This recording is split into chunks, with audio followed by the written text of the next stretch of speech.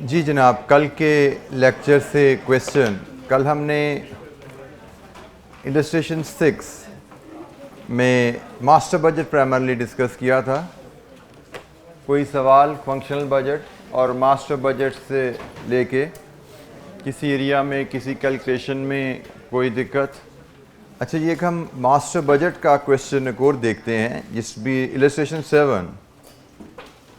इसमें अब थोड़ी सी हम स्किल, जो स्पेसिफिक स्किल्स हैं, उसको एक्वायर करना शुरू करते हैं। इलस्ट्रेशन 7 की रिक्वायरमेंट पेज 216 पे आ रही है। Prepare following budgets for the 6 months ended 31 December X6। Cash budget, budgeted P&L and budgeted balance sheet. 6 महीने पीरियड के हमने ये डाटा अरेंज करना है। और 6 month पीरियड में जब हम कैश बजट जनरली बनाते हैं तो कैश बजट के बारे में असूल याद रखिए। It may be required to prepare for an overall period, but cash budget is usually broken down into small periods. जैसे उसने 6 month पीरियड हमें कहा, तो कैश बजट हम मंथली बनाएंगे, क्योंकि डाटा हमें शायद क्वेश्चन में आप देखेंगे मंथली गिवन है। सो कैश बजट के बारे में याद रखना है कि अगर हमें एक बिगर पीरियड का कैश बजट बनाने को कहा गया है और स्मॉलर पीरियड में ब्रोकन डाउन डाटा अवेलेबल है, तो cash budget has to be broken in smaller period unless question states कि जी no period wise breakup is required. तो इस केस में 6 month बजट है, मंथली बजट बनेगा। P&L 1 P&L for 6 month period, balance sheet at the end of the 6 month period बनेगा। पढ़िए जी जरा, data illustration 7 master budget illustration है। अच्छा जी, कैश बजट बनाते हुए जो एक बेसिक प्रिंसिपल आपने जहन में रखना होता है, कैश बजट में आपको कैश रिसीट्स, कल जैसे हमने फॉर्मेट सीखा था, डिफरेंट हेड्स में आएंगी, कैश पेमेंट्स डिफरेंट हेड में आएंगी। और जो फ़र्क आपने जहन में रखना है कि सेल्स का मतलब रिसीट नहीं होता। रिसीट्स आपकी डिपेंड करता है कि सेल्स किन टर्म्स पे हो रही हैं। आपने जनवरी में अगर कैश सेल्स की हैं, then yes, cash sales against cash immediate receipt आती है। लेकिन अगर आपने जनवरी में क्रेडिट सेल्स की हैं, तो शायद वो सेल्स तो जनवरी में की हैं, लेकिन अगर क्रेडिट सेल्स हैं, जैसे यहाँ पे उसने लिखा कि कंपनी का क्रेडिट पॉलिसी क्या है कस्टमर को बेचने की, 2 months क्रेडिट, 50% कैश में, 50% 2 month क्रेडिट पे। इसका मतलब जनवरी की सेल्स का कैश फरवरी मार्च में आता है। सो कैश बजट में आपको एक तो रिसीट्स पे अगर नज़र दौड़ाएं तो आपको रेवेन्यू में गर्ज ज़रूर है, लेकिन रेवेन्यू के साथ कस्टमर से रिसीट की टर्म भी जाननी है। रेवेन्यू और टर्म्स को मिलाएंगे तो रिसीट्स मिलेंगी आपको, कब कब कितना पैसा आ रहा है। सिमिलरली जब आप कॉस्ट पे जाते हैं, रिसीट्स के बारे में कह दिया मैंने आपको, देखना है एक रेवेन्यू को कह लो या इनकम को कह लो, और एक आपने देखना है टर्म्स ऑफ सेल, मतलब क्रेडिट और कैश। तो आपको पता लगेगा आपकी रिसीट्स का पैटर्न क्या है। जब इसी तरह पेमेंट्स पे आते हो, तो पेमेंट्स पे आपने क्या देखनी है? पेमेंट्स पे आपने कॉस्ट या परचेजेस को देखना है। दूसरी चीज इसमें जो आपने देखनी है, that is non cash cost.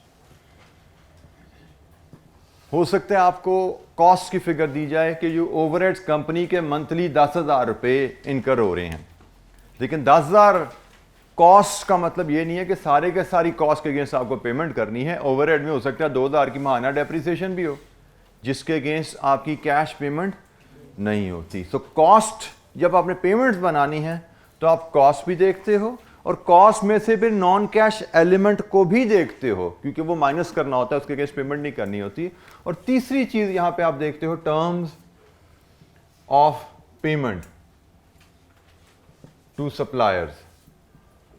Supplier या जो भी क्रेडिटर्स आपके हैं, उनसे आपकी पेमेंट टर्म्स क्या हैं। फॉर एग्जाम्पल, आपको कहा जा सकता है कि आपके ओवरहेड्स मंथली 10,000 हैं। आपको बताया जा सकता है कि आपके ओवरहेड्स में 1,000 रुपया महाना डेप्रिसिएशन है, और आपको कहा जा सकता है कि ओवरहेड का खर्चा आप नेक्स्ट मंथ पे करते हो। इसका मतलब अगर जनवरी की कॉस्ट 10,000 है तो जनवरी की कैश कॉस्ट तो 10,000 माइनस डेप्रिसिएशन 9,000 है, लेकिन उसके अगेंस्ट पेमेंट जनवरी में कुछ नहीं है क्योंकि आप खर्चे 1 महीने बाद पे करते हो। तो जनवरी की जो कैश कॉस्ट है वो कैश बजट में आपके फरवरी में आज पेमेंट रिफ्लेक्ट होती है। सो रिसीट्स में आपने रेवेन्यू देखना है और टर्म्स ऑफ सेल्स कस्टमर से एग्रीमेंट देखना है, फिर पता लगेगा कैश रिसीट्स कितनी है। और पेमेंट्स के लिए आपने कॉस्ट या परचेजेस को भी देखना है और कॉस्ट में से नॉन कैश कॉस्ट को माइनस करना होता है क्योंकि इनके केस हमने पेमेंट नहीं करनी होती। और फिर हमने पेमेंट की टर्म्स भी देखनी होती हैं कि हमारी जो कैश कॉस्ट हैं, जो परचेजेस हैं, उनकी पेमेंट टर्म्स के हैं, तो हम कैश बजट बना पाते हैं। सो इसके हिसाब से अगर हम अपना डाटा रिव्यू करें, 6 मंथ्स बजट बनना जी हमारा जुलाई से दिसंबर तक, जुलाई से 1 2 3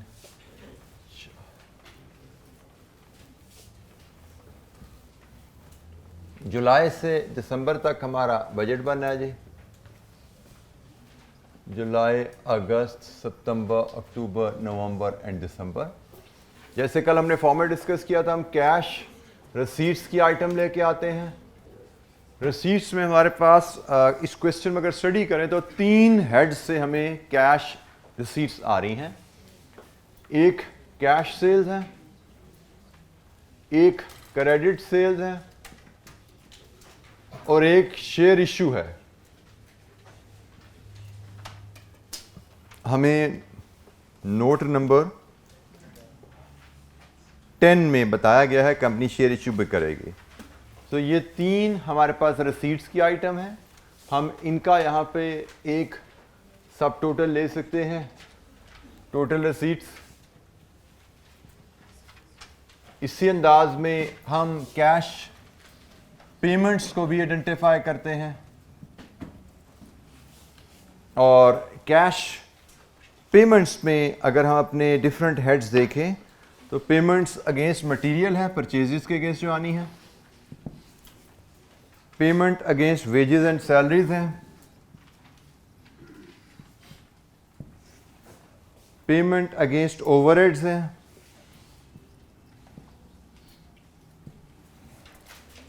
और जी आइटम को हमारे पास फिक्स्ड एसेट्स हैं।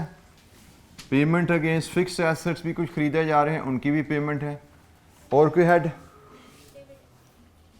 जी? Any other head?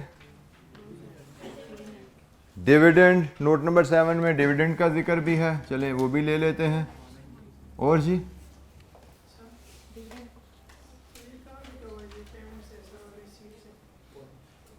कहाँ लिखा हुआ है बेटा?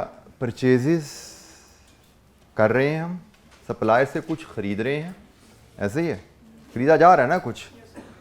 और साथ उसने आपको नोट नंबर 3 में बताया हुआ है कि परचेजेस की पेमेंट का पैटर्न क्या है। पहली बात, जो चीज़ आप खरीद रहे हो, जो आप कॉस्ट इनकर कर रहे हो, उसके अगेंस्ट पेमेंट तो करनी होती है। तो मैंने आपको क्या कहा, आपको क्या देखना है? कॉस्ट या परचेजेस की इंफॉर्मेशन, नॉन कैश आइटम की इंफॉर्मेशन और पेमेंट टर्म्स। तो मैं जब कॉस्ट और परचेजेस की इंफॉर्मेशन देख रहा हूँ तो मुझे ये नज़र आ रही हैं चीज़ें, ठीक है। जब मैंने इन चीज़ों को देखा, इन आइटम्स को देखा, तो मुझे ये वैल्यूज़ नज़र आई और इन वैल्यूज़ की अगेंस्ट मैंने इन आइटम्स के अगेंस्ट वैल्यूज़ क्या डालनी है, वो मैं इसको भी देखूंगा, इसको भी देखूंगा। वो जब हम आगे चलते जाएंगे, वैल्यूज़ निकालने जाएंगे, तो हम इसको भी देखेंगे कि भाई कॉस्ट में, ओवरहेड में कोई नॉन कैश है, उसको निकालना होगा। तो ओवरहेड की पेमेंट टर्म्स क्या हैं, वो उसने सारी गिवन है क्वेश्चन में। तो मैंने जब आपसे बजटिंग के बारे में बड़ा सिंपल कहा था, जो कुछ है इसमें लिखा हुआ है, कॉस्ट भी इसमें लिखी हुई है, नॉन कैश कॉस्ट का जिक्र भी इसी में ही है और पेमेंट टर्म्स का जिक्र भी यहाँ पे है। इन्हीं वैल्यूज को यूज करके आपने कैश बजट बना लेना है जी। एनी क्वेश्चन, कोई सवाल?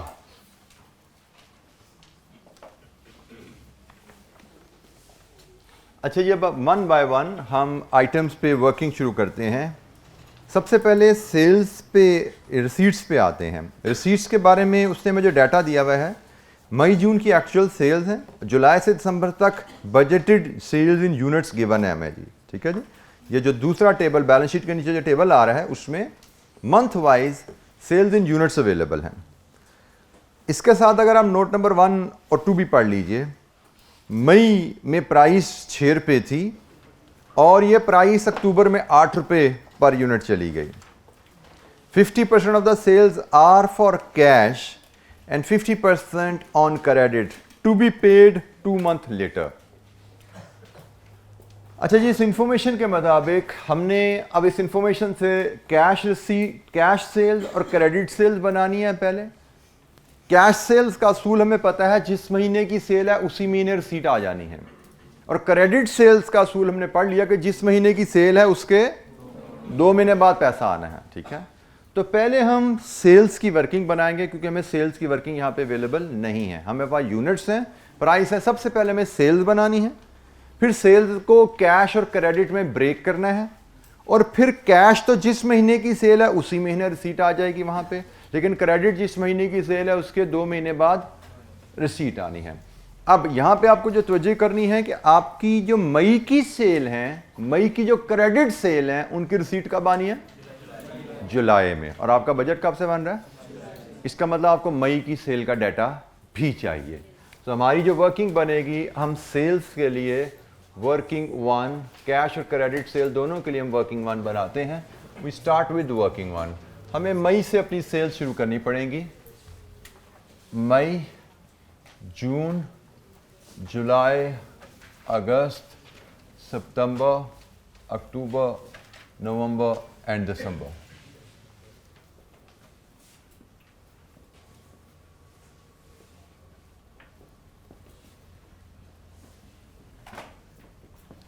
सेल्स, सबसे पहले रेवेन्यू बनाना पड़ेगा।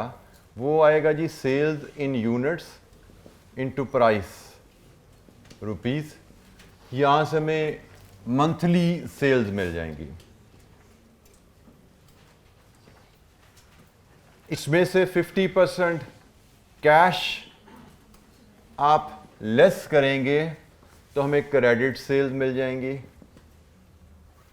और क्रेडिट सेल्स, कैश सेल्स तो जिस महीने की सेल्स हैं उसी महीने रिकवरी आ जाएगी, लेकिन क्रेडिट सेल्स की रसीद 2 महीने बाद आती है। तो रसीद फ्रॉम क्रेडिट सेल्स ये हमें अलहदा से दिखानी पड़ेगी 2 महीने के एरियर के साथ।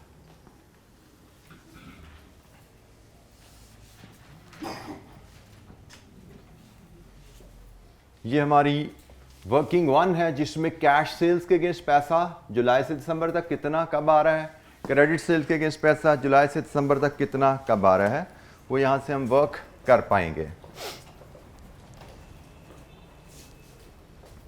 सेल्स इन यूनिट्स, मई से हमें शुरू करना है जी। मुझे यूनिट्स बताते जाइए। 4000, 4200, 4500, 4600, 4800, 5000 जी, 38, 3000। प्राइस उसने कहा मई में 6 रुपये थी और अक्टूबर में 8 होगी, तो जून, जुलाई, अगस्त, सितंबर, नवंबर, दिसंबर। बिल्कुल वही चीज़ जय मैंने आपको कहा था, जो कुछ उसने लिखा हुआ है वी जस्ट फॉलोइंग दैट। हम स्टेटमेंट्स को पढ़ते जा रहे हैं और स्टेटमेंट के हिसाब से नंबर्स को ट्रीट करते जा रहे हैं। उसने जैसे में कहा कि ये सेल्स का पैटर्न है, ये प्राइसेस का पैटर्न है, हमने उसके मुताबिक पहले रेवेन्यू इकट्ठा करना है, क्योंकि रिसीट्स के बारे में आपको क्या ने क्या बताया, रिसीट्स के लिए आपको रेवेन्यू भी चाहिए, आपको टर्म्स ऑफ रेवेन्यूज भी चाहिए। तो पहले आप रेवेन्यू पे जाते हैं, फिर आप टर्म्स ऑफ रेवेन्यू पे जाएंगे। रेवेन्यू जी, मंथली सेल्स रुपीज में कितनी है जी? 24,000, 25,200, 27,000, 27,600, 28,800, 40,000, 30400, 24,000। 50% इसमें से कैश है। नाउ टेक 50%, 12,000 जी, ये कितना बना? 12,600, 13,500, 13,800, 14400, 20,000, 15200 and 12,000। कैश टोटल सेल्स हमने ली पहले, unit sold multiplied with the price, ये हमारी टोटल सेल्स है। और टोटल सेल्स में से 50% कैश है, वो हमने आइडेंटिफाई कर ली। तो टोटल सेल्स में से जब 50% कैश सेल्स को माइनस करेंगे तो हमारे पास क्रेडिट सेल्स इक्वल अमाउंट की 12,000, 12,600, 13,500, 13,800, 14,400, 20,000, 15,200 और 12,000। ये जी हमारे पास क्रेडिट सेल्स आ गई। हमें रेवेन्यू चाहिए, टर्म्स ऑफ सेल्स चाहिए। रेवेन्यू लिया पहले और फिर टर्म्स के मुताबिक सेल्स की दो कैटेगरीज बना दी। अब इन कैटेगरीज से, इन दो टर्म्स जो कैटेगरीज ऑफ सेल्स हैं, इनसे हमने कैश रिकवरी आइडेंटिफाई करनी है। तो कैश सेल्स के बारे में हम क्लियर है कि जिस महीने की सेल उसी महीने पैसा हमारे हाथ में, यही होता है ना कैश सेल्स, कि चीज पकड़ाई कैश लिया।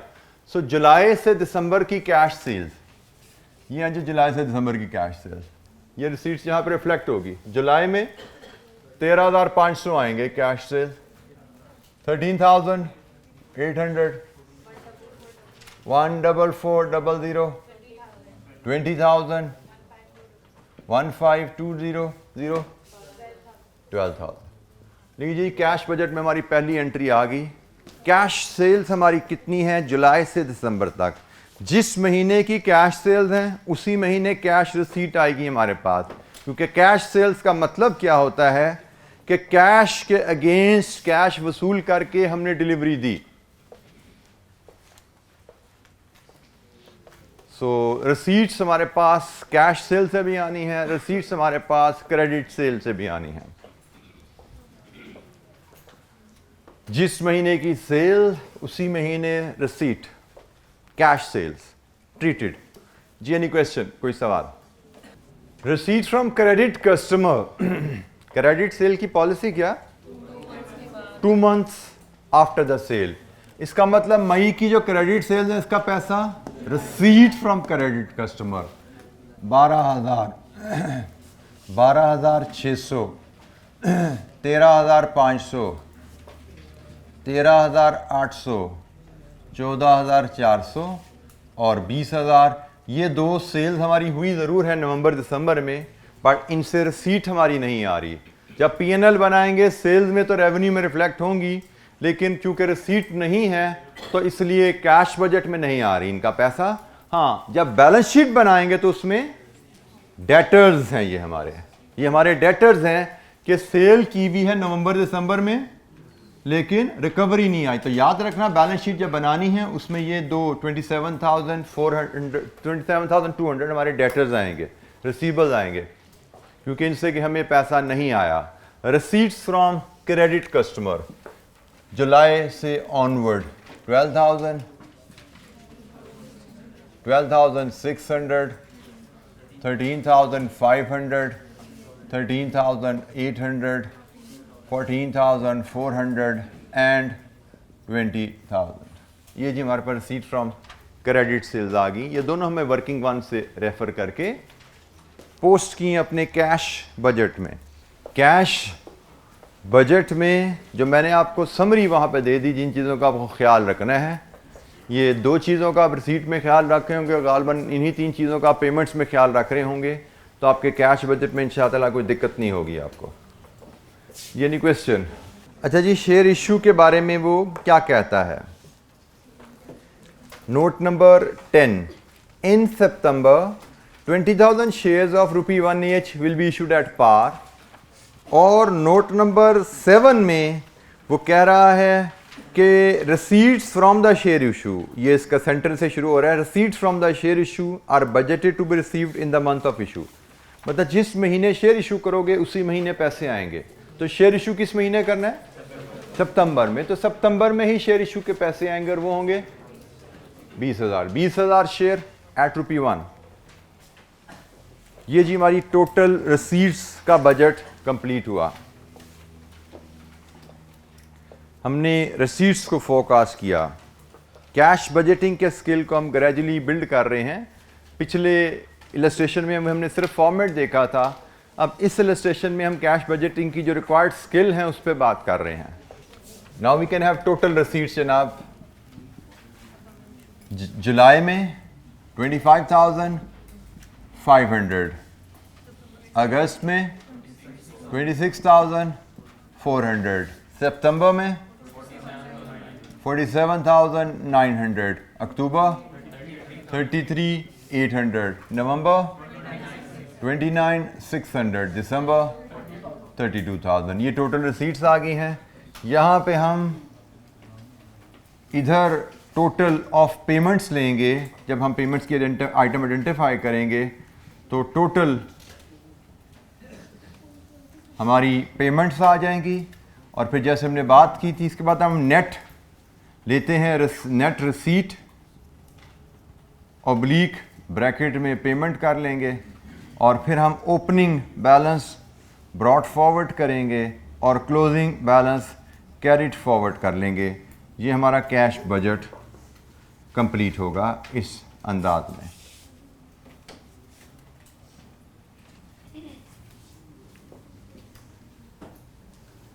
Payment to material, payment against material, purchases वाली पेमेंट होती हैं। परचेजेस हमें टेबल में दी गई हैं और नोट नंबर 3 में बताया गया है purchases are paid for 2 months after the purchase. हम परचेजेस की पेमेंट 2 महीने बाद करते हैं। हम जुलाई से दिसंबर का बजट बना रहे हैं, इसका मतलब जुलाई में जो पेमेंट आएगी वो मई की परचेजेस की होगी, तो हमें इसकी वर्किंग बनाने की ज़रूरत नहीं है। मई की परचेजेस रेडीली अवेलेबल हैं 12,000। देन जून की परचेजेस जिनकी पेमेंट अगस्त में आएगी 13,000। देन जुलाई की परचेजेस जिनकी पेमेंट सितंबर में आएगी 14,000, 18,000, 16,000 एंड 14,000। और लास्ट 2 months की परचेजेस नवंबर दिसंबर की हम परचेज करेंगे ज़रूर, पीएनएल में ज़रूर जाएगी हमारी, बट पेमेंट आ जानी है जनवरी फरवरी में। वो हमारा कैश बजट का पीरियड नहीं है। हाँ, जब हम 31 दिसंबर की बैलेंस शीट बनाएंगे तो उसमें ये 2 परचेजेस के अगेंस्ट पेबल्स आउटस्टैंड करेंगे। जो नवंबर और दिसंबर की परचेजेस हमने पे नहीं की तो 24,000 के ट्रेड क्रेडिटर्स आउटस्टैंड करेंगे हमारी बैलेंस शीट में, याद रखिएगा। जिस तरह हमने यहाँ पे रिसीवेबल की फिगर की बात की कि यहाँ से हमारे रिसीवेबल की फिगर निकल रही है, ये रिसीवेबल्स हैं हमारे। इसी तरह 24,000 की जो परचेजेस हैं नवंबर दिसंबर की, वो हमारे ट्रेड पेबल्स हैं, पेबल्स अगेंस्ट मटेरियल्स हैं। अच्छा जी, वेजेस एंड सैलरीज की कॉस्ट हमें गिवन है और उसका भी नोट गिवन है, note number 4। 75% are paid in the same month and 25 in the following month. Working बनानी पड़ेगी, इसको भी हम होल्ड कर लेते हैं। मेरी एक अदा स्टूडेंट भी आदत होती जहाँ पे वर्किंग होती थी ना, मैं जब चल रहा हूँ मुझे नजर आ रहा है नीचे फिगर स्ट्रेट है तो पहले उनको डील कर लेता था। तो जैसे ओवरहेड की बात करें, note number 5, overheads are to be paid 1 month in arrear. इसकी वर्किंग नहीं बनानी, सिर्फ फर्क क्या रखना है कि जून की पेमेंट जुलाई में आनी है, जुलाई की अगस्त में and so on. So overhead की डिटेल एक्सक्लूडिंग डेप्रिसिएशन, ये तवज्जो करनी है जी। यहाँ पे उसने बताया हुआ है कि डेप्रिसिएशन के अलावा हैं, तो हमें कॉस्ट जो चाहिए होती है वो डेप्रिसिएशन के अलावा ही चाहिए। इसका मतलब हमें इस कॉस्ट में कोई एडजस्ट नहीं करनी। नॉर्मली वो कहता है सिर्फ ओवरहेड्स और आगे नोट में लिख देता है डेप्रिसिएशन इतनी चार्ज हुई हुई है। तो आपको पता होना चाहिए ओवरहेड माइनस डेप्रिसिएशन करेंगे तो कैश कॉस्ट आएगी जिसकी पेमेंट करनी है। कैश कॉस्ट बजट में रिफ्लेक्ट होती है, बट ये तो कैश कॉस्ट ही है। तो हमें जून की पेमेंट जुलाई में करनी है। जून की पेमेंट ओवरहेड्स में जुलाई में जाएगी 7,000, जुलाई की पेमेंट अगस्त में जाएगी 7,000, अगस्त की पेमेंट सितंबर में जाएगी अगेन 7,000, नेक्स्ट 7,000, फिर 8,000 और फिर 8,000। तो जैसे देख लीजिएगा, ये आपकी जून की पेमेंट है, 1 month क्रेडिट जुलाई में जा रही है। ये आपकी जुलाई की पेमेंट है, 1 month क्रेडिट, जुलाई की कॉस्ट अगस्त में, अगस्त की कॉस्ट सितंबर में, सितंबर की कॉस्ट अक्टूबर की कॉस्ट, नवंबर की कॉस्ट, और दिसंबर की कॉस्ट 8,000 कहाँ जाएगी? ये बैलेंस शीट में पेएबल्स। कॉस्ट पीएनएल में आएगी क्योंकि खर्चा तो हो गया ना, पीएनएल में आ जाएगा, लेकिन कैश बजट में नहीं आ रहा क्योंकि पेमेंट नहीं हुई। बैलेंस शीट में एज पेएबल जाएगी ये जी। कैश बजट में हमने ओवरहेड्स को डील किया। मैं बार बार आपको जो तवज्जो दिला रहा हूं कि जो लिखा हुआ है यहां पे, जिस तरह वैल्यूज और उनकी स्टेटमेंट्स दी हुई हैं, हम वैल्यूज और स्टेटमेंट्स को रिलेट करके बजट बना पा रहे हैं। अच्छा जी, कोई सवाल यहाँ पे, कोई चीज़, कोई कैलकुलेशन, कोई वैल्यू समझ नहीं आई, पूछिए। फिक्स एसेट्स की बात कीजिए ज़रा। नोट नंबर 6 पढ़िए पहले। नोट नंबर 6 में वो कह रहा है fix assets are to be paid for in 3 equal instalment in 3 months following the purchase. Purchase के बाद अगले 3 महीने में इक्वल इंस्टॉलमेंट में फिक्स एसेट की पेमेंट करनी है। पेमेंट टर्म आ गई, टर्म्स ऑफ पेमेंट आ गई, ठीक है जी। परचेज के अगले 3 महीने में इक्वल इंस्टॉलमेंट, और परचेज कितनी है ये नोट नंबर 12 में बताया गया है। नवंबर में 30,000 की परचेज है। नवंबर में 30,000 की परचेज है, तो पहली बात, पहली पेमेंट कब आनी है? दिसंबर में। और कितनी आनी है?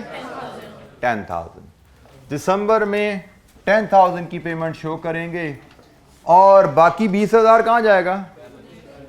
बैलेंस शीट में एज पेएबल, क्योंकि नवंबर में जब एसेट खरीदा गया एंट्री डालगी डेबिट एसेट क्रेडिट पेएबल 30,000। दिसंबर में 10,000 पे हो जाएगा, बाकी 20,000 आपका दिसंबर में पेएबल स्टैंड करेगा जब आप बैलेंस शीट बनाएंगे। फिक्स्ड एसेट्स खरीदारी के अगले 3 महीने में 3 इक्वल इंस्टॉलमेंट में पे किया जाता है। 30,000 नवंबर में आप खरीद रहे हो, 10,000 मंथली इंस्टॉलमेंट है जो कि दिसंबर, जनवरी, फरवरी में जानी है। आपका कैश बजट में सिर्फ दिसंबर फॉल कर रहा है, यू जस्ट टेक दिसंबर, और जो जनवरी फरवरी की पेमेंट है वो पेएबल्स आपकी बैलेंस शीट में आएंगे। Dividend, note number 7, dividend are to be paid 3 months after they are declared. Declaration के 3 महीने बाद पे होने हैं। And note number 11, dividend of 10,000 is declared in October. Declare अक्टूबर में हो गया, डिक्लेरेशन की एंट्री क्या होती है, याद है किसी को? डिक्लेरेशन की एंट्री इज,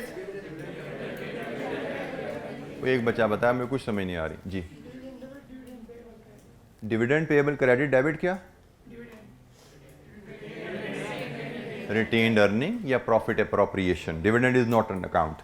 डेबिट होता है रिटेन्ड अर्निंग या अप्रोप्रिएशन अकाउंट बनाया जाता है, दैट इज डेबिटेड, या पीएनएल कह सकते हो। पीएनएल में जहां क्योंकि रिटेन्ड अर्निंग पीएनएल में ट्रांसफर कर दी जाती हैं, सो पीएनएल आपका डेबिट होता है या रिटेन्ड अर्निंग आप डेबिट कहते हैं, और डिविडेंड पेएबल क्रेडिट है। ये अक्टूबर में एंट्री डल गई, पेमेंट कब होनी है? नवंबर, दिसंबर, जनवरी, आपके पीरियड में नहीं आ रही। इसका मतलब dividend payable will be reflected in balance sheet, cash budget में नहीं आ रहा, ठीक है। सो कैश में डिविडेंड के अगेंस्ट कोई वैल्यू नहीं। लीजिए, हमारी सिर्फ अब वेजेस की वर्किंग रह गई है, वर्किंग 2 वेजेस की बनेगी आपकी। वेजेस के बारे में आपको कहा गया है कि आपकी पॉलिसी है 75% of the cost is paid in the same month and 25% of the cost is paid in the following month. इसका मतलब जुलाई में हमने जो वेजेस की कॉस्ट पे करनी है 75 जुलाई की और 25 जून की। तो हमारी वर्किंग 2 जो बनेगी यहाँ पे जुलाई, अगस्त, सितंबर, अक्टूबर, नवंबर, दिसंबर, 6 महीने का बजट है जी। हम लिखेंगे 75% of current month and 25% of previous month, और फिर इसका हम सम यहां पे ले पाएंगे, टोटल पेमेंट।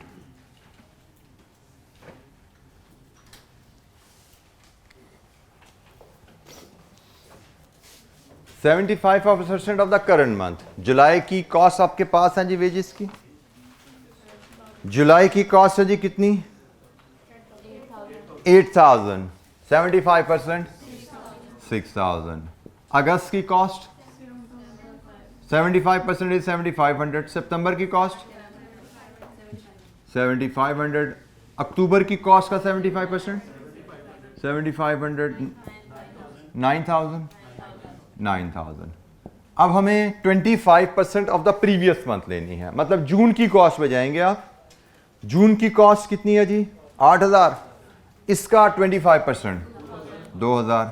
जुलाई की कॉस्ट, अगस्त की कॉस्ट, सितंबर की कॉस्ट, अक्टूबर की कॉस्ट, नवंबर की कॉस्ट, दिसंबर की कॉस्ट का जो 25 बचा वो कहाँ जाएगा? बैलेंस शीट में, क्योंकि दिसंबर की कॉस्ट है 12000. दिसंबर में कितना पे किया? 9000. बाकी पे जनवरी में करना है, कॉस्ट दिसंबर की है तो दिसंबर की बैलेंस शीट में पेएबल.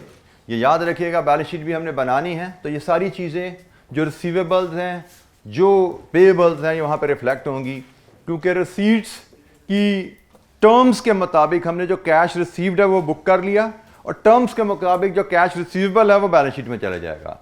कॉस्ट और परचेजेस की टर्म्स के मुताबिक जो पेमेंट्स हैं रिकॉर्ड कर ली और जो पेएबल होंगे वो बैलेंस शीट में चले जाएंगे.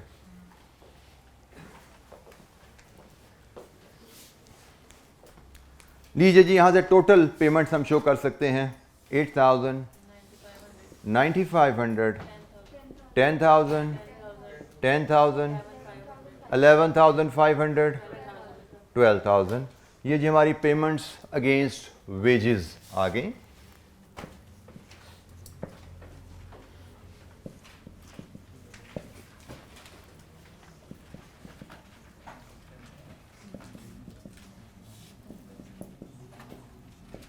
Now we can take total of the payments. जी, जुलाई की पेमेंट्स 27,000, 29,500, 31,000, 35,000. सॉरी, नेक्स्ट इज बेटा, ये तो 35 नजर आ रहा है मुझे. 35,000, 35,500, 44,000. टोटल रिसीट्स, टोटल पेमेंट्स हमने बजट कर लिया है. अब हमने नेट लेना है फॉर एवरी मंथ. उसमें ओपनिंग बैलेंस ऐड करते जाएंगे और रोल करते जाएंगे, पहुंच जाएंगे दिसंबर के एंड पे क्लोजिंग बैलेंस पे. जनाब, कोई चीज़ किसी वैल्यू की कैलकुलेशन पे कोई दिक्कत है तो पूछिए.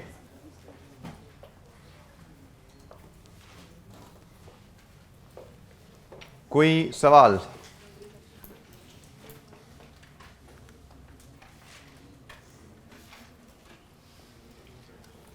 नेट कीजिए जी. मंथ 1 में रिसीट और पेमेंट आ रही है शायद -1500 जी. मंथ अगस्त में -3100.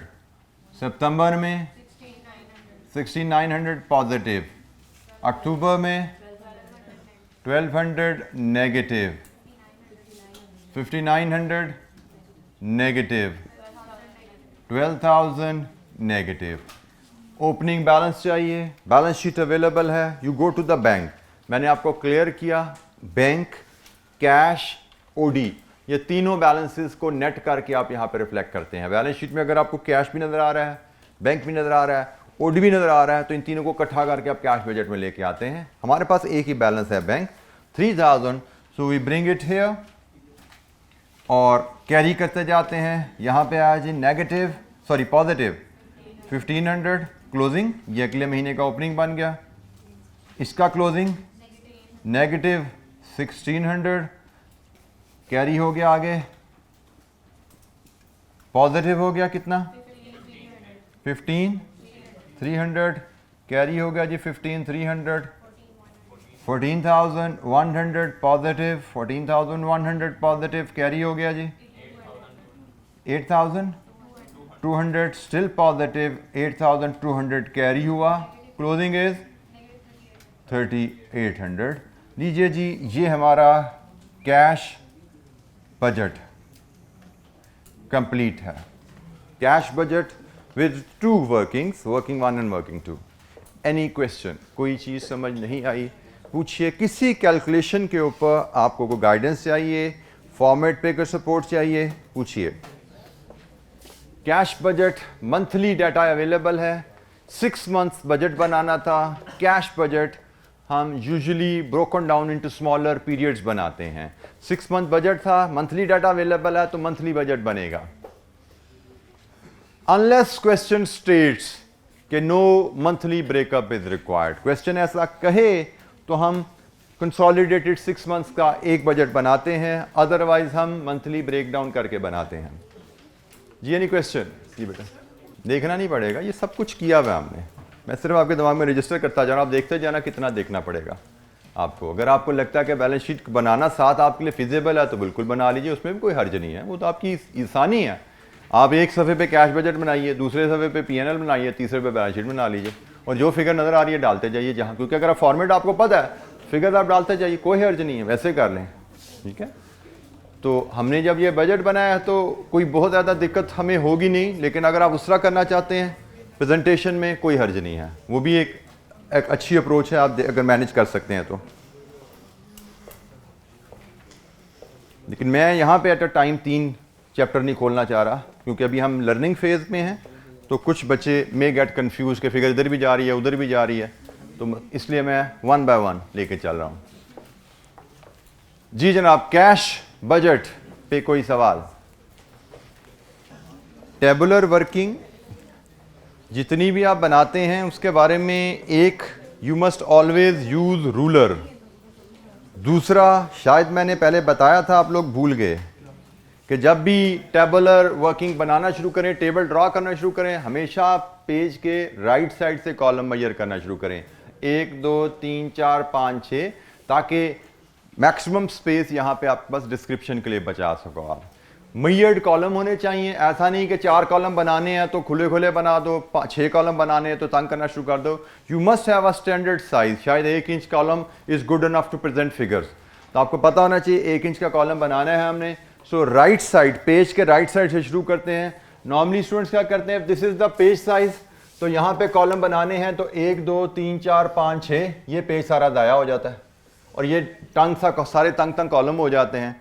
तो don't do it like this. Presentation का तरीका क्या है कि आपने कॉलम बनाने हैं, अब यहाँ से कॉलम ड्रा करना शुरू कीजिए, 1 2 3 4 5 व्हाटएवर इट इज, ताकि ये आपकी डिस्क्रिप्शन में ये एरिया सारा यूज हो, छोटी मोटी वर्किंग यहाँ पे आप कर सकें। तो ये छोटी छोटी चीज़ें, इनका ख्याल कीजिए। रूलर यूज़ करने की आदत अभी से डालिए। आपको घर में क्लास में रूलर यूज़ करने की आदत नहीं होती, एग्जाम में आप जब रूलर पे शिफ्ट होते हो तो एफिशिएंसी में फ़र्क आ जाता है थोड़ा सा, कि आप यूज टू नहीं हो। बेशक आपकी ओवरऑल 3 घंटे 15 मिनट में 5 मिनट ही एक्स्ट्रा यूज़ हो जाए रूलर के इस्तेमाल की वजह से, तो वो 5 मिनट भी बहुत कॉस्ट करते हैं एग्जाम में। वो 5 मिनट अगर आपके पास स्पेयर होते तो आप 3-4 नंबर उसमें कमा जाते हो। तो you have to take measures while you are preparing कि किस तरह आप एग्जाम में अपनी एफिशिएंसी बढ़ा सको। जैसे मैं अक्सर यहाँ पे देखता हूँ बच्चे कैलकुलेटर नहीं लाए होते, कैलकुलेटर की जगह मोबाइल यूज कर रहे होते हैं, तो गुजारा तो हो जाता है, लेकिन you need efficiency on the use of calculator as well. Calculator भी क्लास में वो लेके आओ जो आपने एग्जाम में यूज करना है, ताकि उसके यूज पे आपकी स्पीड बढ़े, उसके फंक्शन पे, उसके बटन पे आपकी आंखें बंद करके हाथ चलें आपके। So everything matters. हो सकता है कैलकुलेटर के एफिशिएंसी की वजह से आप 2 मिनट एग्जाम में लूज कर जाओ, रूलर की वजह से 3 मिनट लूज कर जाओ, इसी तरह कुछ और प्रैक्टिसेस ना सीखने की वजह से 2-4 मिनट लूज कर जाओ, तो 8-10 मिनट आप सिर्फ अपनी छोटी सी नेग्लिजेंस की वजह से एग्जाम में लूज कर सकते हो, जो कि बहुत ज़्यादा क्रिटिकल होते हैं एग्जाम में। अच्छा जी, पीएनएल की तरफ चलते हैं जी। बजटेड पीएनएल, ये हमने पार्ट ए सॉल्व किया, illustration 7A। rather it is termed as 1, 7-1, 7-2।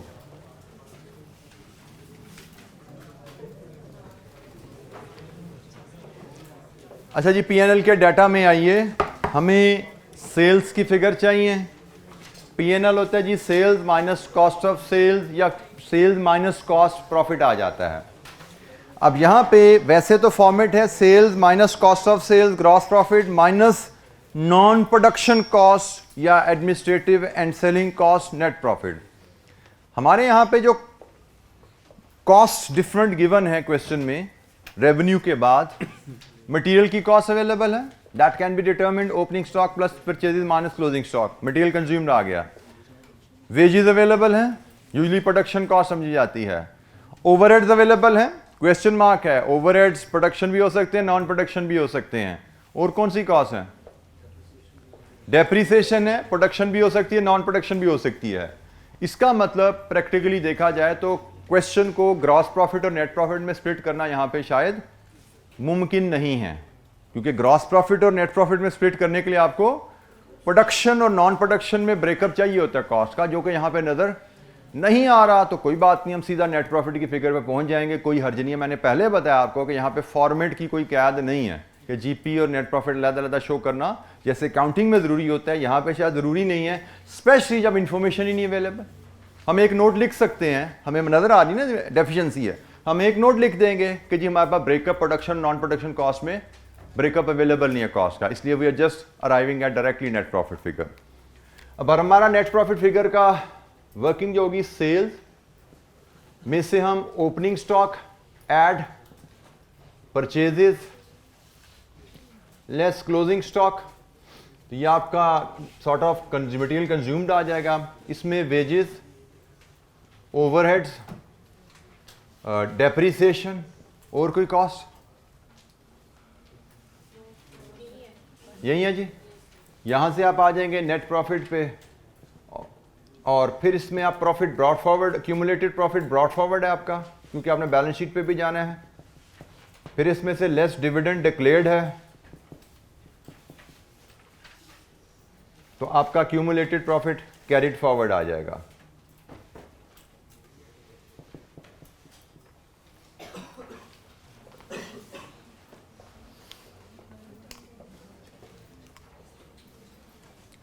This is the P&L format, standard P&L format. अब इसमें हम वैल्यूज फीड करना शुरू करते हैं।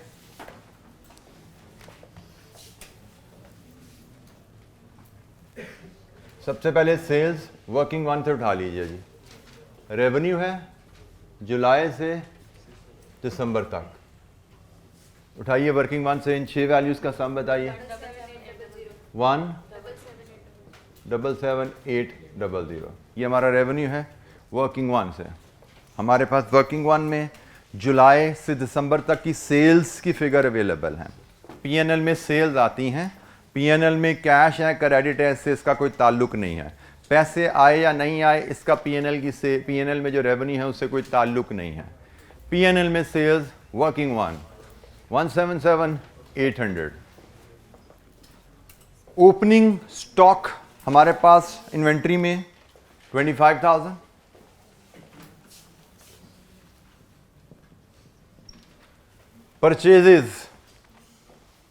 परचेजेस का डाटा आपका क्वेश्चन में अवेलेबल है। जुलाई से दिसंबर तक की परचेजेस का टोटल, जुलाई से दिसंबर तक की परचेजेस फिगर पे चले जाइए, कॉलम देख लीजिए, क्योंकि हम जुलाई से दिसंबर 6 मंथ P&L बन रहा है, हमें जुलाई से दिसंबर की परचेजेस चाहिए। कितनी जी? 86,000। इसमें से हमने दिसंबर का क्लोजिंग स्टॉक लेस करना है। What is the policy of closing stock? किस नोट में? नोट नंबर 9 में। नोट नंबर 9 में कहता है जी opening stock at the beginning of the period was equal to 2 months purchases, at 31 December it will be equal to 3 month purchases. तो 3 month purchases मतलब अक्टूबर नवंबर दिसंबर की परचेज, अक्टूबर नवंबर दिसंबर की परचेज 38,000 लीजिए जी। यहां से आप कॉस्ट ऑफ मटेरियल कंज्यूम्ड 73,000। आप इसके रेफरेंस में वर्किंग देना चाहें 3 वर्किंग 4 दे सकते हैं। किन वैल्यूज का सम आपने परचेजेस में डाला है, किन वैल्यूज का सम आपने क्लोजिंग स्टॉक में डाला है।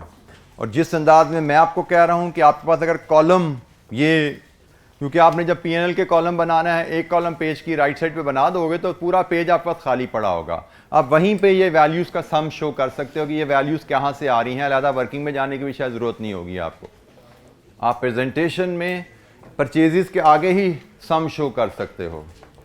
सो मच सो अगर आप एक एक लाइन छोड़ के काम करने की आदत डेवलप कर लो तो जो बड़ी वर्किंग हो वो परचेजेस के नीचे भी शो कर सकते हो। This will save your time कि बजाय के वर्किंग नंबर लिखो, अगले पेज पे जाओ, वहां पे जाके वर्किंग नंबर दोबारा लिखो, प्रोड्यूस करो वर्किंग, आप डायरेक्ट कैलकुलेशन यहीं पे इसी कॉलम में प्रेजेंट कर सकते हो अगर वो सिंगल लाइनर कैलकुलेशन है।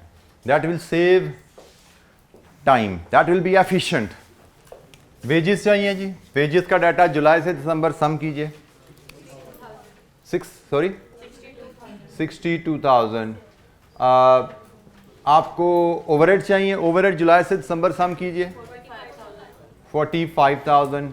डेप्रिसिएशन की फिगर अवेलेबल है क्वेश्चन में 8500 लीजिए जी। Now you can have the net profit और लॉस कितना है। Profit draw forward from the balance sheet 446, dividend declared 10,000, so profit carried forward, sorry 23900। ले जी आपका P&L का बजट भी रेडी हुआ। कोई वैल्यू समझ नहीं आई पूछिए, make sure you are able to follow each and every calculation.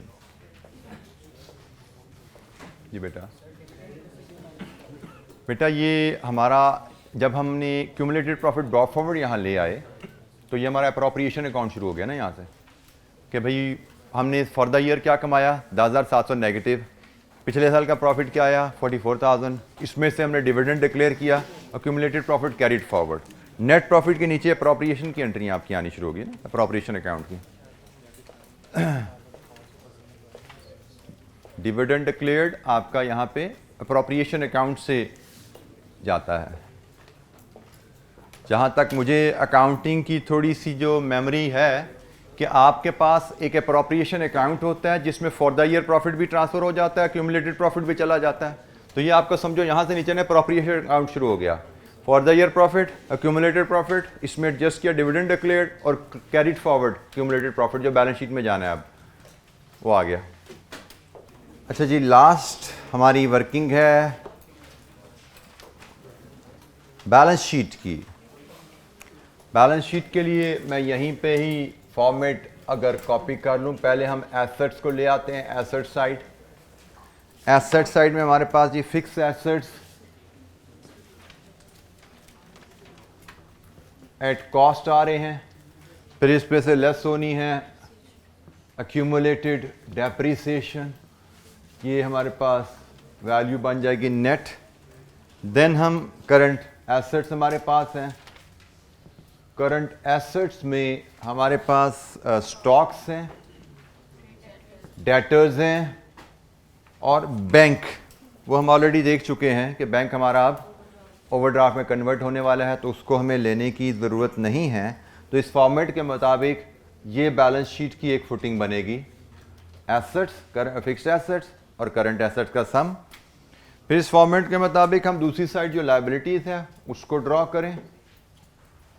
Liabilities में we have paid up share capital, paid up share capital, we have accumulated profits, then we have current liabilities. Current liabilities को अगर हम अपने cash budget की working से recall करें तो हमारे पास जो क्रेडिटर्स डिफरेंट तरह के आ रहे हैं उनमें एक मटेरियल के हैं, उसमें वेजेस के हैं, उसमें ओवरहेड्स के हैं, उसमें एसेट्स के हैं, उसमें डिविडेंड पेएबल है। ये सारी फिगर्स अगर हमने क्वेश्चन को पढ़ के तसल्ली से कैश बजट बनाया हुआ है तो यार सारी फिगर हमें, मैक्सिमम फिगर हमारी टिप्स पे आनी चाहिए। तो इन तमाम फिगर्स का हम सम लें तो ये हमारी दूसरी फुटिंग बैलेंस शीट की यहाँ पे आनी चाहिए। I think I have not missed any, sorry overdraft, overdraft भूल गए हम, ओवरड्राफ्ट भी है जी हमारा, we have overdraft as well, और उसके बाद फिर हमारा टोटल एक्सटेंड होगा। फिक्स्ड एसेट्स साल के शुरू में थे। अब जो मैंने कहा था ना वर्किंग आप यहाँ शो कर सकते हो, अगर ये कॉलम आपके पास बड़ा है, मेरे पास तो जगह थोड़ी कम है, आपने 2 कॉलम इधर छोड़े हुए, ये जगह काफ़ी ज़्यादा अगर आपके पास हो तो आप इजीली बता सकते हो 140,000 साल के शुरू में थे, 30,000 खरीदे हमने, तो फिक्स एसेट चले गए 170,000 पे।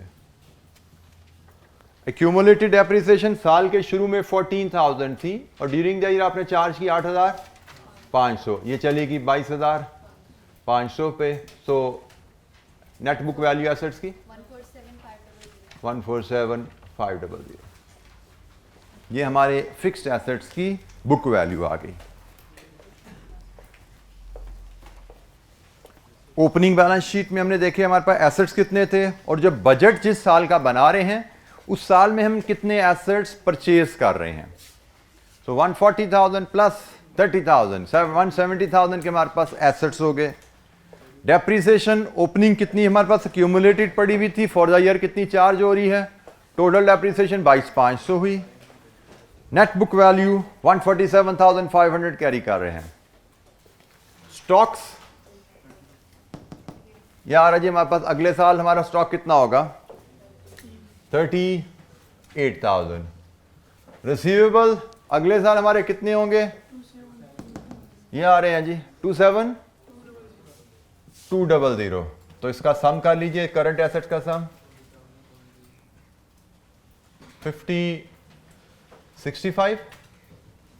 65,200 और बैलेंस शीट का total sum 212,700। Paid up share capital साल के शुरू में कितना था, 100,000। क्या हमने कोई शेयर इशू किए, यस 20,000 के, ये बढ़ जाएगा 1,20,000।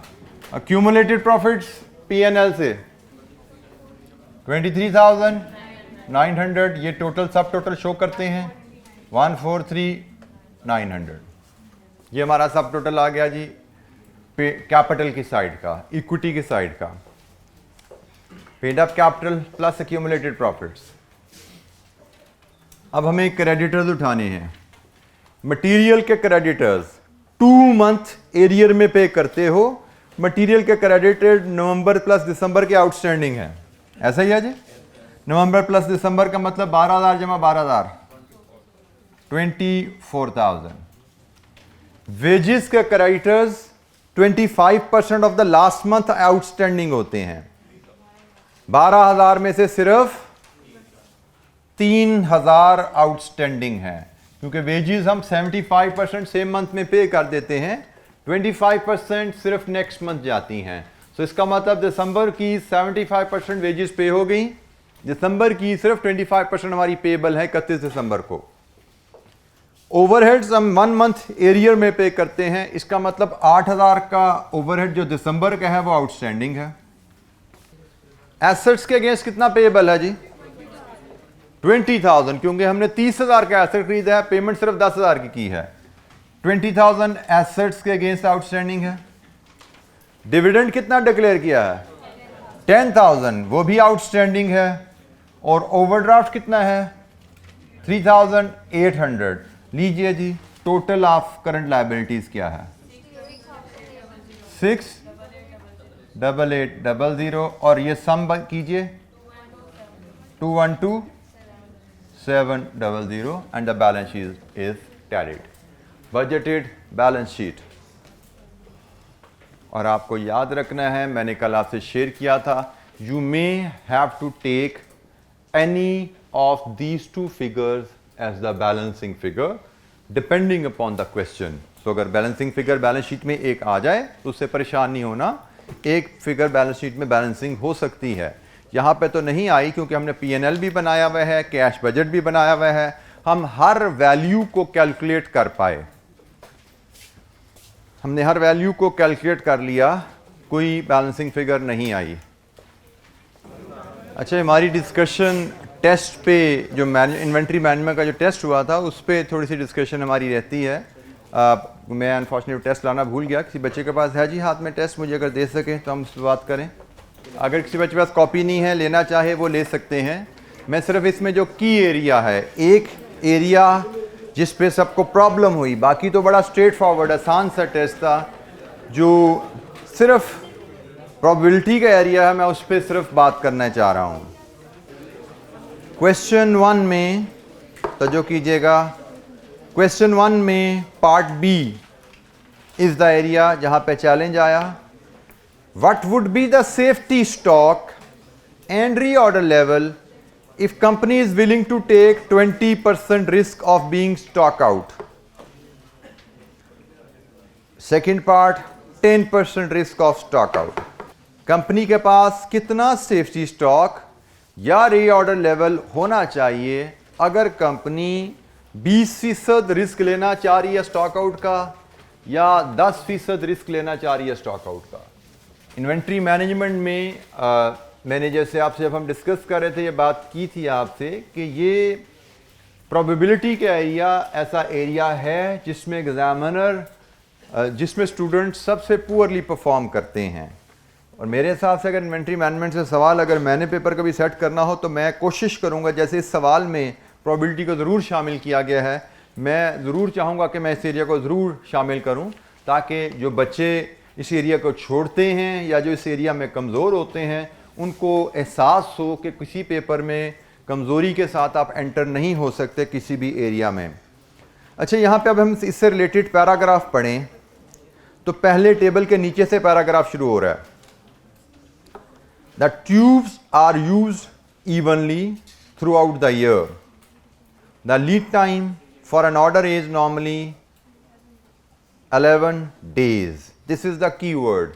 The lead time for an order is normally 11 days. मतलब नॉर्मली 11 दिनों में हमें माल डिलीवर हो जाता है, but it can take as much as 15 days, 15 दिन तक भी टाइम लग सकता है। Delivery time and the probabilities of their occurrence are given below. 11 दिन में डिलीवरी आने की प्रोबेबिलिटी 12, 13, 14, 15 हमें हर दिन की प्रोबेबिलिटी दे दी गई है। अब अगर हम इससे ऊपर थोड़ा सा डाटा देख लें तो हमें एनुअल डिमांड 162,000 गिवन है और days in a year 360 available है, जस्ट बिलो द रिक्वायरमेंट। ये डाटा हमें क्वेश्चन में गिवन है। अब उसने हमें कहा कि नॉर्मली 11 दिन में माल आ जाता है। जब इसने वर्ड नॉर्मली लगा दिया तो इसका मतलब we will assume average lead time as 11 दिन। हम जब उसने नॉर्मली का वर्ड यूज कर दिया ना, तो हम इस नॉर्मली 11 डेज को हम एवरेज लीड टाइम लेंगे इस केस में। यह आपने जहन में रखना है, average lead time is 11 days. और ये क्यों है? क्योंकि क्वेश्चन ने कहा नॉर्मली इट टेक्स 11 डेज, तो हम इस 11 डेज को एवरेज लीड टाइम लेते हैं। अगर ये इसने नॉर्मली का वर्ड ना लिखा होता, उसने कहा होता कि जी probability distribution of lead time is as below, तो हम एवरेज कैसे निकालते हैं? एक्सपेक्टेड वैल्यू से। फिर हम एक्सपेक्टेड वैल्यू से निकालते हैं। लेकिन जब एग्जामिनर नॉर्मली का वर्ड यूज कर ले तो इसका मतलब यही हमारी एवरेज है, इसी के हिसाब से चलना है।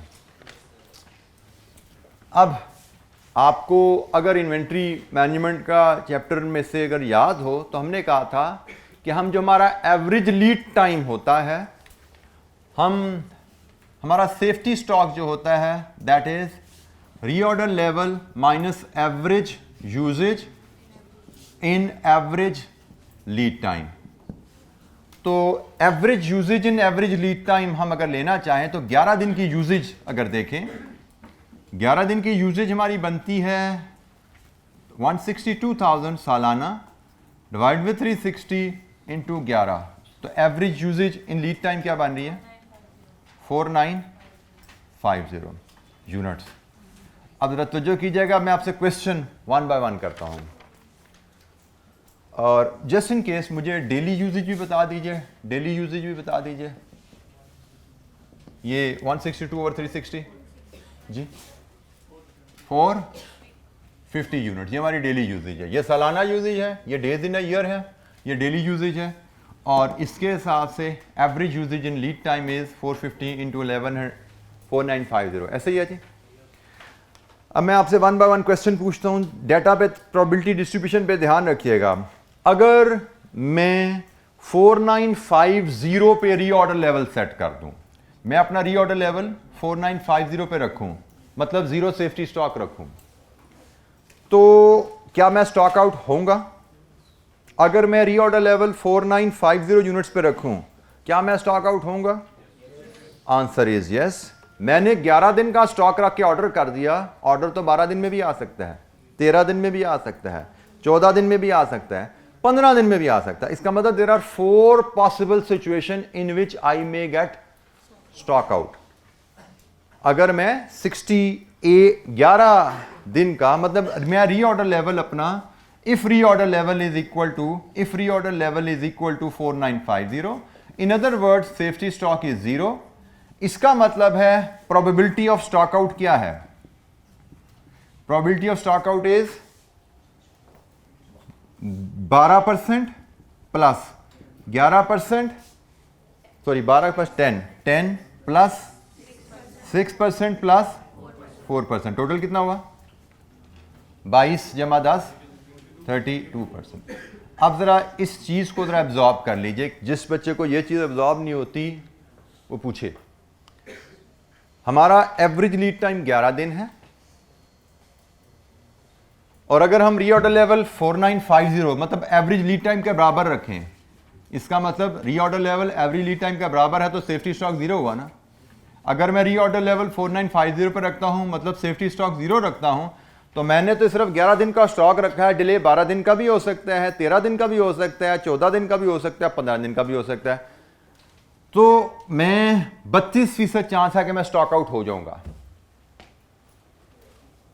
अब सवाल की रिक्वायरमेंट को देखिए जी, यहां पे इस स्टेटमेंट पे किसी बच्चे को क्वेश्चन, अगर हमारा रीऑर्डर लेवल 4950 पे है, there is 32% chances that company will get stock out on every new order. जब भी नया ऑर्डर करोगे 32% चांस है कि आप स्टॉक आउट होगे। उसने हमसे क्या पूछा है? रीऑर्डर लेवल क्या होना चाहिए अगर आप सिर्फ 20% रिस्क रखना चाहते हो। अगर हम रीऑर्डर लेवल यहां पे रख रहे हैं ना, तो हम 32% रिस्क रख रहे हैं स्टॉक आउट होने का। उसने कहा कितना रीऑर्डर लेवल रखोगे अगर रिस्क 20% का रखना है? तो 20% का रिस्क का मतलब यह रिस्क लेना है, इसको कवर करना है। इसको कवर करने का मतलब कितने दिन का मजीद स्टॉक रख लें? एक दिन का। एक दिन का मजीद स्टॉक रख लो तो यह 12% का रिस्क खत्म हो जाता है ना। अगर हम 11 दिन की बजाय 12 दिन का स्टॉक रख लेंगे तो हमारा ये जो डिलीवरी टाइम 12 दिन पे आने से जो हम स्टॉक आउट होते हैं वो रिस्क हमारा खत्म हो जाता है। उसने हमसे कहा reorder level and safety stock बताओ। ये दोनों चीजें मांगी है ना उसने, reorder level and safety stock. अगर आप 20% रिस्क रखना चाहते हो स्टॉक आउट का, ये जुमला अगर आपको समझ आ जाए तो उसके बाद आगे क्वेश्चन आसान हो जाता है। आप कहोगे जी 20% रिस्क का मतलब रीऑर्डर लेवल आप रखो 12 दिन इंटू 450, 650 400, और आपका सेफ्टी स्टॉक आएगा 5400 इंटू 4950 450। ये जी आपका आंसर आ गया। 20% रिस्क ऑफ स्टॉक आउट अगर आप रखना चाहते हो तो आपको 12 दिन का स्टॉक रखना है, और 12 दिन पे रीऑर्डर लेवल रखोगे तो 12 दिन आपने 450 का एक्स्ट्रा रखा, अपनी एवरेज यूजेज से 450 ऊपर रखा, आपका सेफ्टी स्टॉक 450 है। और अगर आप 10% रिस्क रखना चाहते हो तो आपको फिर इसको भी खत्म करना है, और इसको खत्म करने का मतलब 13 दिन का स्टॉक रखोगे तो आपका रीऑर्डर लेवल फिर होगा 13 दिन इंटू 450 5850, और आपका सेफ्टी स्टॉक होगा 5850 माइनस 4950 900 यूनिट्स। ये लीजिए जी, ये आपके 3-3 नंबर की 2 कैलकुलेशन थी, 6 नंबर। अब इसमें अगर आपको याद हो तो मैंने ये एवरेज यूजेज या नॉर्मल यूजेज का कॉन्सेप्ट आपको क्वेश्चन अल्फा का कराया था। उसमें आपको कॉन्सेप्ट दिया था जिसमें उसने कहा था कि normally it takes 30 days to deliver. ये बिल्कुल वही बात थी कि normally it takes 11 days to get delivered. Base वही थी, लेकिन पूछने का अंदाज थोड़ा बदल दिया कि भाई इतने % रिस्क रखना चाहते हो तो बताओ। वहां पे कुछ और पूछा जाता था, लेकिन अगर आपने ये जुमला समझ लिया तो उसके बाद ये 2 वैल्यूज कैलकुलेट करना आपके लिए बिल्कुल दिक्कत नहीं होती। और यही स्किल आपसे रिक्वायर्ड है कि जो आपने सीखा वह है उसको अप्लाई करके सिचुएशन को अंडरस्टैंड करो, और उस सिचुएशन को अंडरस्टैंड करने के बाद रिक्वायरमेंट के मुताबिक आंसर वैल्यूज निकालो। This is the art which you need to develop. अब इसमें कोई ऐसी नॉलेज नहीं है ऐसा इस सवाल में जो मैंने आपको क्लास में ना पढ़ाया हो। जो क्लास में पढ़ाया है वही नॉलेज यहाँ पे अप्लाई हुआ है, बट अप्लाई हुआ है, कॉपी नहीं हुआ। आप कॉपी करने के चक्कर में रहते हो, इस चक्कर से निकलोगे। जब अप्लाई करना सीख लोगे तो पेपर आपका ऐसे पास होगा इंशाअल्लाह। अच्छा, ये आज के लिए इतना ही। कल हम मंडे को इंशाअल्लाह हमें कैश बजट की एक और कंप्रिहेंसिव इलस्ट्रेशन देखेंगे, and then will jump to the past paper question on budgeting. और जैसे हमने कहा नेक्स्ट वीक हमारा प्रोसेस कॉस्टिंग पे टेस्ट है। दैट टेस्ट विल बी, मैंने गाइड किया जैसे आपको, that will not be very advance level test क्योंकि हमने अभी कंप्लीट नहीं की activity, but you must review all of the illustrations and the chapter before coming to that test. Thank you. अस्सलाम वालेकुम।